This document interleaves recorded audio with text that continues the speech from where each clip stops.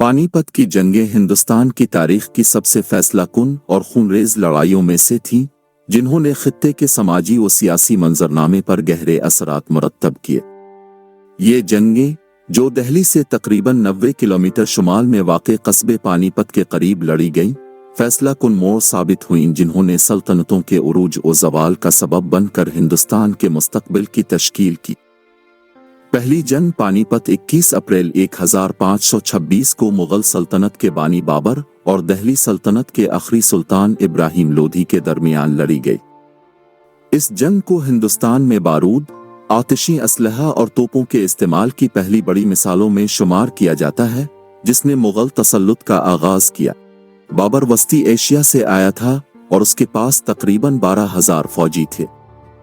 اگرچہ اس کی فوج کی تعداد کم تھی، مگر یہ فوجی تربیت یافتہ اور جنگی حکمت عملیوں جیسے تلغمہ، فوج کو مختلف حصوں میں تقسیم کرنا اور غربہ، دفاعی مقاصد کے لیے گاڑیوں کا استعمال سے لیس تھے۔ ابراہیم لودھی کے پاس تقریباً 1,00,000 سپاہی اور 1,000 جنگی ہاتھی تھے۔ اگرچہ اس کے پاس عددی برتری تھی، لیکن اس کی فوج میں نظم و ضبط کی کمی تھی۔ بابر نے اپنی فوج کو خندقوں اور گاڑیوں کے ذریعے محفوظ پوزیشن پر تعینات کیا اور توپوں کے ذریعے لودھی کی فوج میں خوف اور انتشار پیدا کیا۔ بابر کے توپ خانے اور آتشی اسلحے کا استعمال اس وقت کی جنگوں میں انقلابی تبدیلی ثابت ہوا۔ بابر کی فیصلہ کن فتح کے نتیجے میں ابراہیم لودھی مارا گیا اور دہلی سلطنت کا خاتمہ ہو گیا۔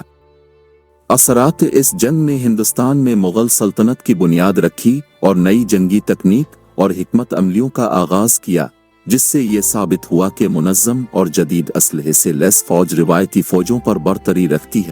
دوسری جنگ پانی پت 5 نومبر 1556 کو نوجوان مغل بادشاہ اکبر کی فوج، جس کی قیادت اس کے اتالیق بیرم خان کر رہے تھے، اور ہیمو کی فوج کے درمیان لڑی گئی۔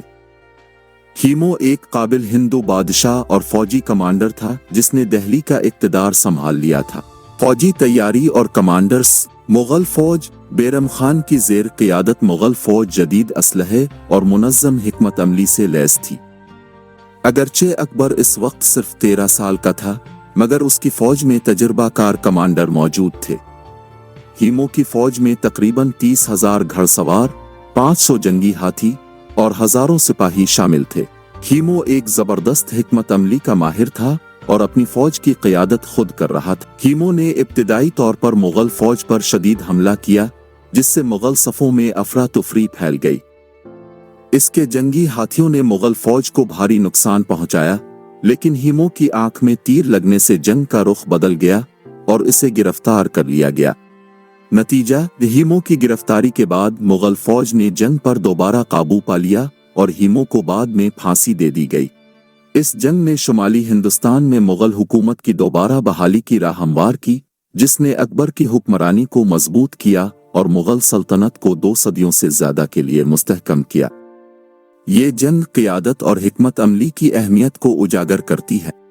تیسری جنگ پانی پت 14 جنوری 1761 کو ہندوستان کی تاریخ کی سب سے بڑی اور خونریز جنگوں میں سے ایک تھی۔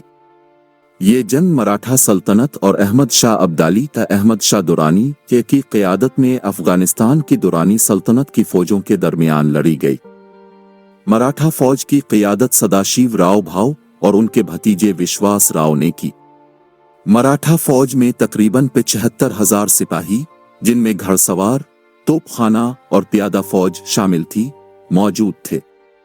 ان کا مقصد شمالی ہندوستان میں اپنی طاقت کو مستحکم کرنا تھا۔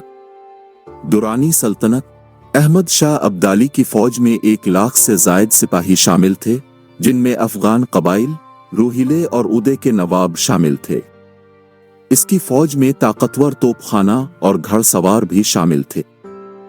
جنگ سے پہلے کی حکمت عملی: مراٹھا اور درانی فوجوں نے دہلی اور پانی پت کے ارد گرد کئی مہینے تک جنگی چالیں چلیں اور چھوٹے مرکے کیے۔ رسد کی کمی اور طویل لڑائی نے دونوں اطراف کو کمزور کر دیا۔ مراٹھا فوج کی غیر مؤثر اتحاد اور شمالی ہندوستانی ریاستوں کی غیر جانبداری ابدالی کی حمایت نے مراٹھا کی شکست کی راہ ہموار کی۔ مراٹھا فوج نے ابتدائی طور پر اپنے توپ خانے اور دفاعی لائنوں پر انحصار کیا۔ سداشیو راؤ بھاؤ نے خود محاذ پر قیادت کی، اور اپنے ساتھ بھاری توپخانہ اور ایلیٹ فوج رکھی۔ درانی فوج احمد شاہ ابدالی نے اپنی فوج کی برتری کا فائدہ اٹھاتے ہوئے گھیراؤ اور حملہ آور حکمت عملیوں کا استعمال کیا۔ اس کی فوج زیادہ متحرک اور جنگی حکمت عملیوں میں برتر تھی۔ نتائج اور اثرات: نتیجہ: جنگ مراٹھا فوج کی تباہ کن شکست پر ختم ہوئی۔ ابدالی کی فوج نے مراٹھا صفوں کو توڑ دیا، جس سے لاکھوں افراد ہلاک اور ہزاروں کو غلام بنا لیا گیا۔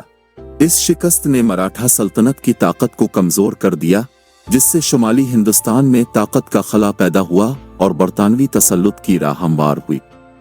یہ جنگ ہندوستان میں غیر ملکی حملہ آوروں کے خلاف بڑی فوجی مزاحمت کے خاتمے کی علامت بنی۔ پانی پت کی تینوں جنگیں ہندوستان کی تاریخ کے اہم موڑ تھیں، جنہوں نے بڑی سلطنتوں کے عروج و زوال کو نشان زد کیا۔